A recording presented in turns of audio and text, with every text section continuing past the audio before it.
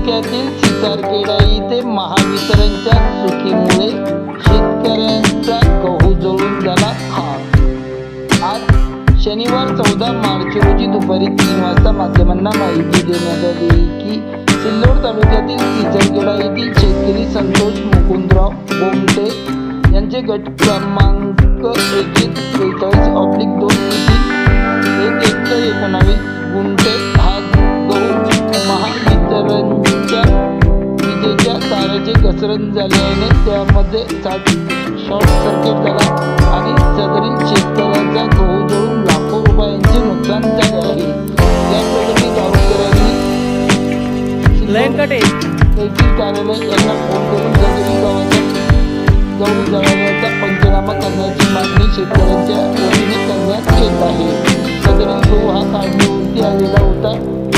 सदरील विजांच्या तारांचा short circuit झाल्याने तिंडी पडली आणि सदरील गव्हाच्या शेतावर पेट घेतला होता। यामध्ये शेतकऱ्यांचे मोठ्या प्रमाणात नुकसान झाले आहे। अशी माहिती आज रोजी माध्यमांना सदरील माहिती देण्यात आली आहे।